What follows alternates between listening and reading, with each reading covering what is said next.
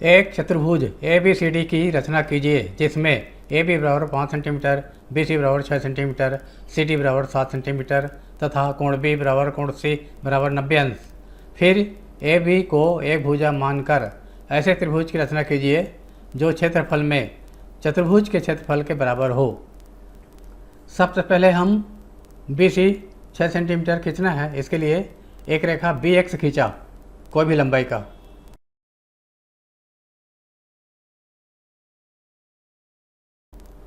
ये बी है और एक्स है। बी एक्स रेखा खींचा। अब बी सी 6 सेंटीमीटर है। 6 सेंटीमीटर त्रिज्या लेकर बी को केंद्र मान करके एक चाप काटेंगे। 6 सेंटीमीटर त्रिज्या लिया। अब बी को केंद्र मान करके एक चाप काटेंगे। ये बिंदु सी है, ये बिंदु सी है और ये 6 सेंटीमीटर है। अब बी और सी पर 90 अंश का कोण बनाएंगे क्योंकि कोण बी 90 अंश, कोण सी 90 अंश चांदा की सहायता से। ये 90 अंश है, ये वाला चिन्ह लगा दिया। ये 90 अंश है, चिन्ह लगा दिया।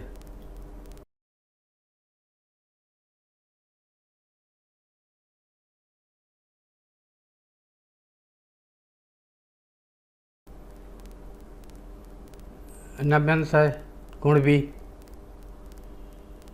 कोण सी भी 90 अंश का है। अब ए बी 5 सेंटीमीटर है तो 5 सेंटीमीटर त्रिज्या लेकर के बी को केंद्र मारकर एक चाप काटेंगे। 5 सेंटीमीटर त्रिज्या लिया, बी को केंद्र मान करके चाप काटेंगे।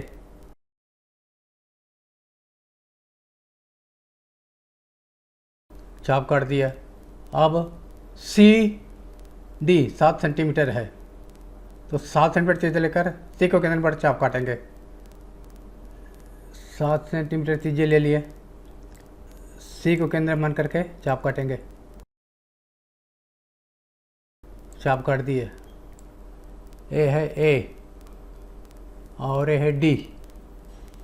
ये 5 सेंटीमीटर है और ये 7 सेंटीमीटर है। ए डी को जोड़ दिया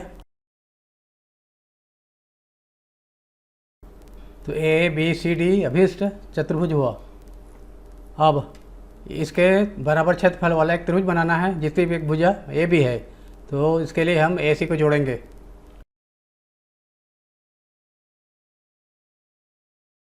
ए सी को जोड़ा। अब इसके समानांतर ए सी के समानांतर डी से होते हुए एक रेखा खींचेंगे। समांतर खींचने के लिए एक अंतर कोण बराबर बनाएंगे। सी को केंद्र मारकर कोई त्रिज्या लेकर चाप खींचेंगे, वही त्रिज्या लेकर डी को केंद्र मारकर चाप खींचेंगे। फिर इतना त्रिज्या लेकर काटेंगे, फिर इसको मिलाएंगे। एक अंतर कोण बराबर बनाना है। एक चाप खींच दिया। अब वही त्रिज्या लेकर के यहाँ चाप खींचेंगे डी को केंद्र मान करके। अब की बार त्रिज्या बदल लेंगे। इतना त्रिज्या लेंगे, इतना त्रिज्या लेकर के यहाँ से चाप काटना है। अब डी और इसको मिला दिया। ये समांतर रेखा है, बी एक्स जहाँ काटता है उसका नाम रख दिया ई। अब ई ए को मिला दिया।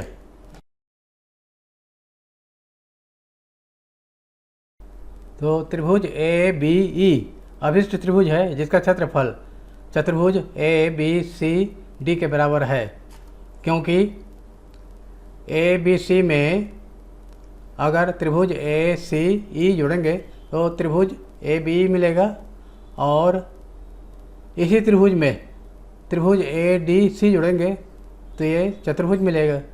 और ये दोनों त्रिभुज का क्षेत्रफल बराबर है। त्रिभुज ए सी डी और त्रिभुज ए सी ई का क्षेत्रफल बराबर है क्योंकि दोनों का आधार उभयनिष्ठ है और दोनों एक ही समांतर रेखाओं ए सी और डी के बीच में स्थित हैं।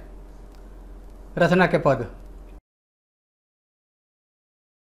पहला, एक रेखा बी एक्स खींचा।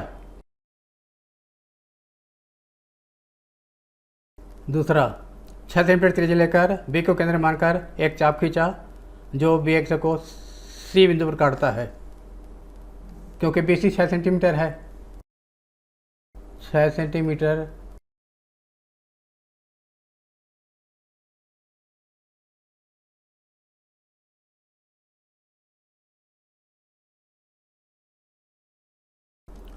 तीसरा, बी और सी पर 90 अंश का कोण बनाया।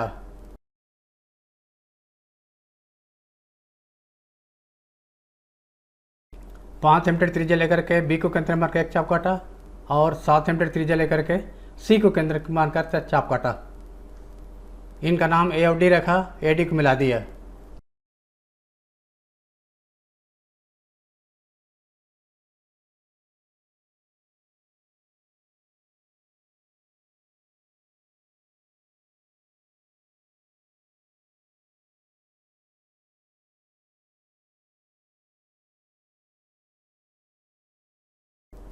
ए डी को मिला दिया।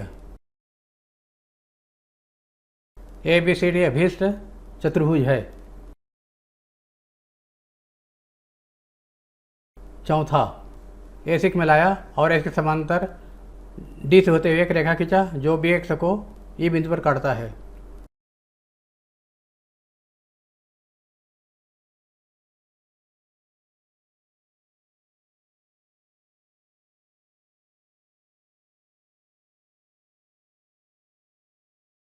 ए यू को मिला, त्रिभुज ए बी अभीष्ट त्रिभुज है।